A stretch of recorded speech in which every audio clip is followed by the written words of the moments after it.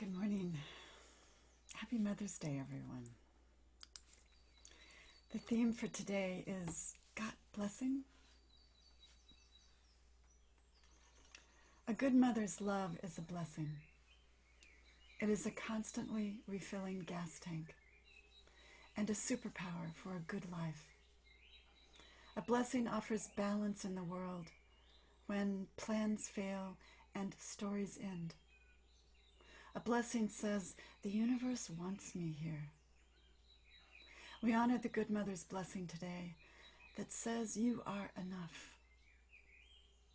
I am grateful for the many ways my mother has blessed me, and for all those who have blessed me with the selfless love of motherly, with the selfless gift of motherly love. I would not be who I am without them. And it is our time to till the good earth under our feet, to be the gardeners of our own lives. I feel the blessings in my veins and allow it to amend me.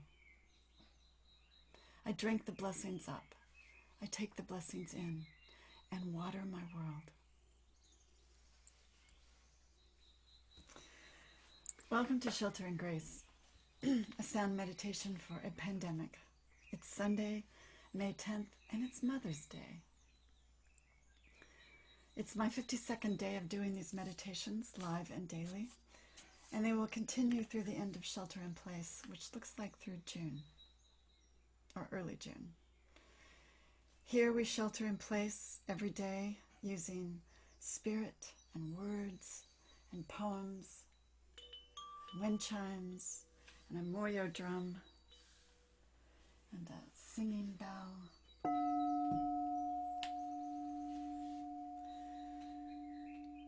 To support us in all of this. Because in so many ways we are the gardeners of our lives and we choose. Prayer and meditation allows us to choose better in this moment. It's brought to you by myself, Reverend Elizabeth Hager, and San Francisco Unity. The readings today are twofold.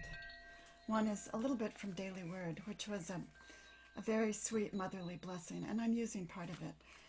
And having said that, I'm going to read from my book called A Hospice Chaplain's Field Guide to Caregiving, Finding Resilience on the Front Lines of Love.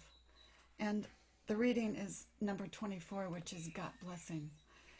My mother was a lovely woman, and she was complicated. She was not your typical mom, and I got a lot from her, and the Daily Word wasn't really just quite right for me today, so I thought I would read you a little bit from that. It's very short. So first I'm going to talk a little bit about how to actively use sound in this contemplative practice of meditation, and then we'll set an intention, and then we'll begin. So, sound is active.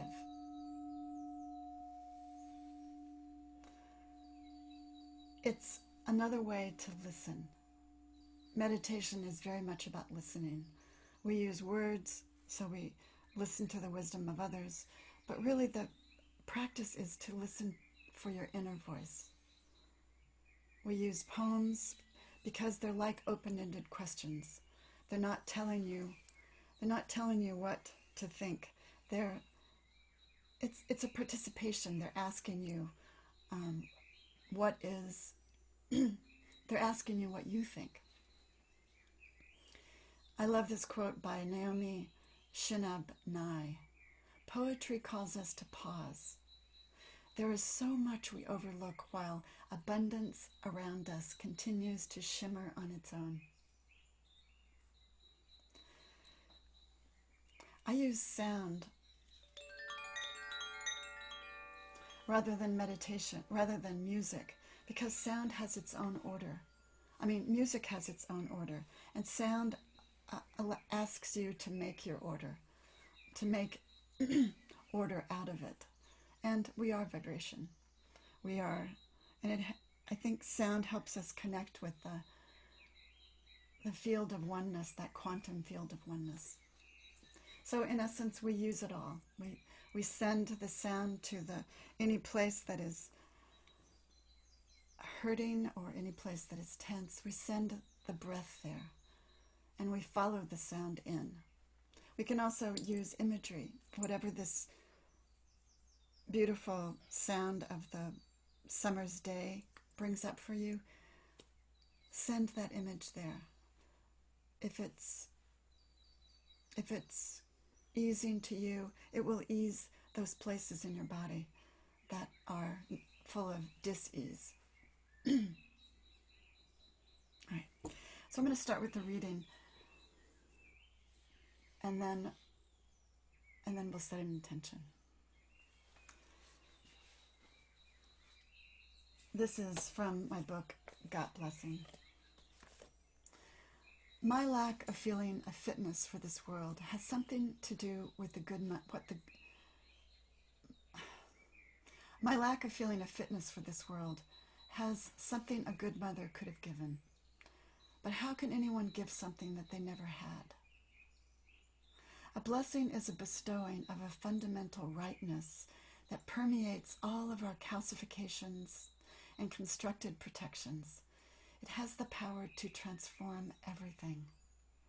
Did your parents give you a blessing? Or did they teach you to earn your love?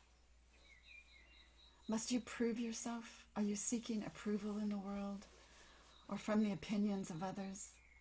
For me, love was a carrot, cantilevered just out of reach of a yoked-up donkey, luring me to keep moving, either for my own good or that of someone else's. Having a blessing is a constantly refilling gas tank. It's another superpower for a good life. It is the difference between a cup that runneth over versus one that has holes poked in it, which constantly leaks our enoughness. A blessing is bestowed. It is a gift. Being transacted makes it untrustworthy. It loses its power as it does when we earn it. Only if it is given freely does it have the power to amend us.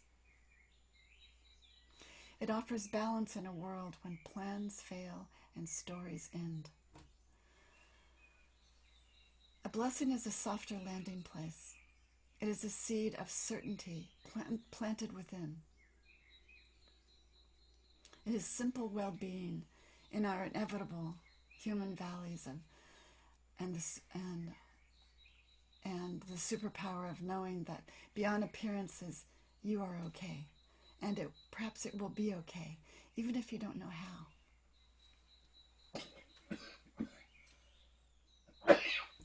Some lucky kids had parents who paid real attention, but not too much attention. Those parents who fed their approval to their kids, believing in their offspring and telling them so. I can think of a few wonderfully good mothers there. Betty and I spent a lifetime Betty was my mother, trying to execute success goals given to us by our heroes, so that we might earn a blessing, mine from her and hers from her father. Then we would be enough. Her father died abruptly. I don't believe she ever got a blessing from him, but I gave her mine, and Betty gave me hers after a long time, after the dying process.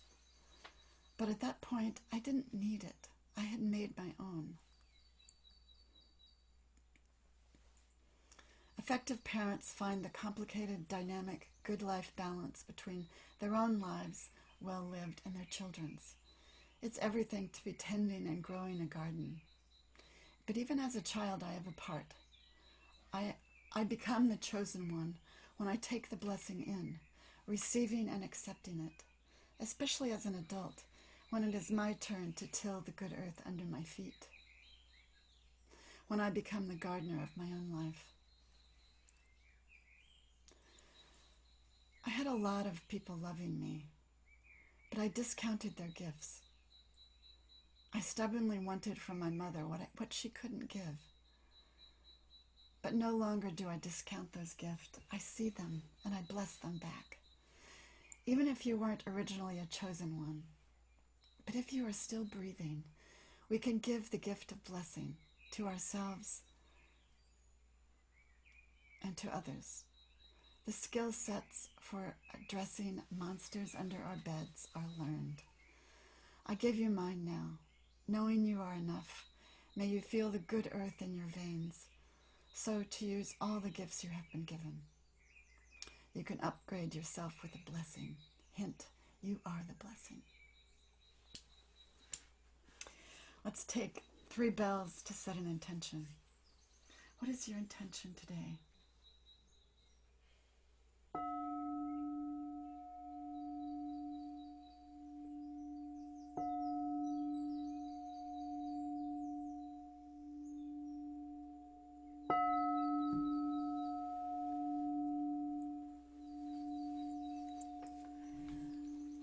And we begin.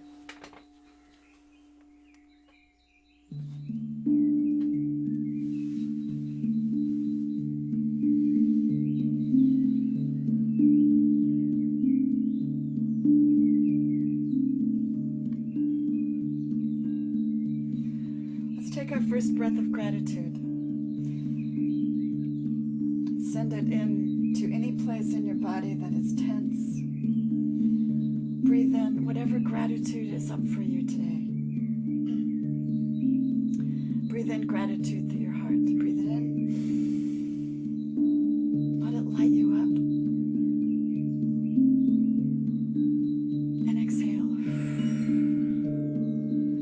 All that is not yours to do in this very moment.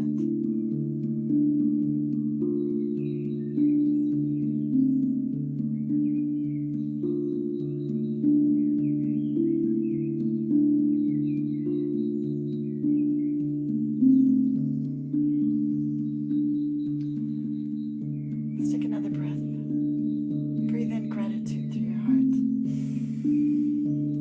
Gratitude for the good earth, for the flowers, for the love all around us. And exhale. All that is not ours to do right here and right now. Continue using your breath, using the sound, dropping down. From our heads to our hearts, to the place of blessing.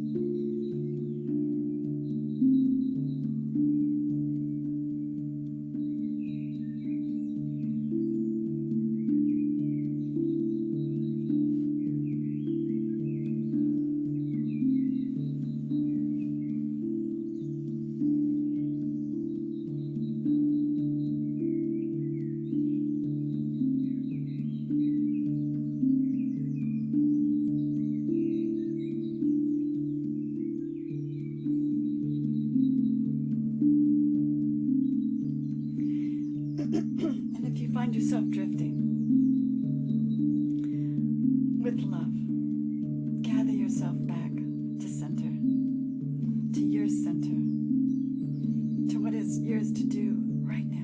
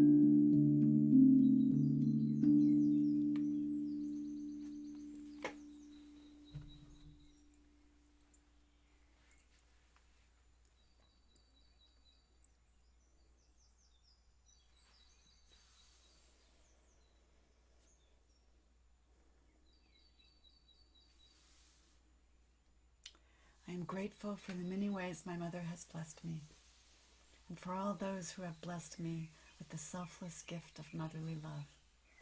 I would not be who I am without them.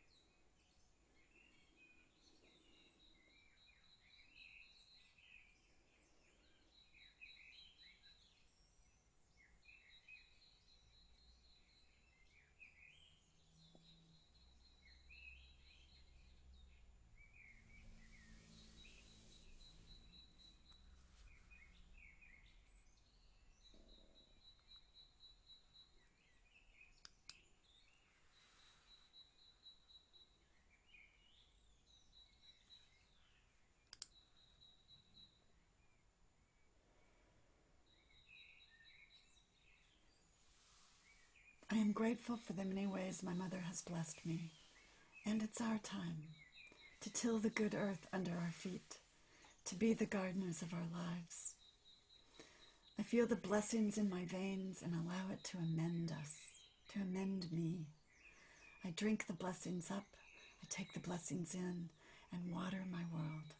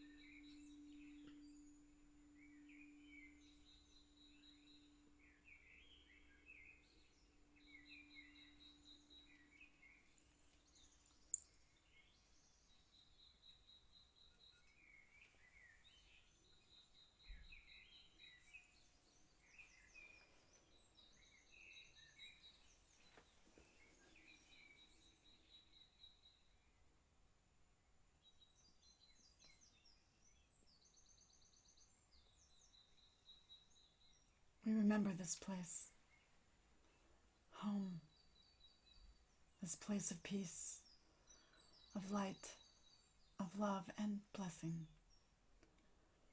We remember this place that welcomes us anytime we drop down, always available, always ready to reset us with each breath.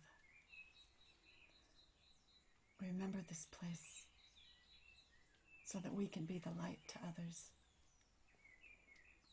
We remember this place.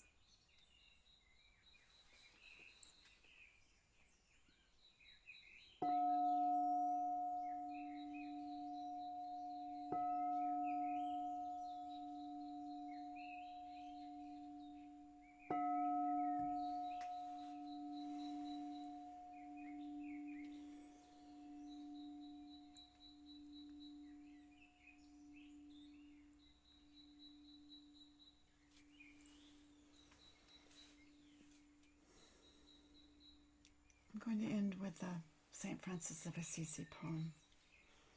It's called Like Roots. My hands imbibe like roots, so I place them on what is beautiful in this world, and I fold them in prayer, and they draw from the heavens light.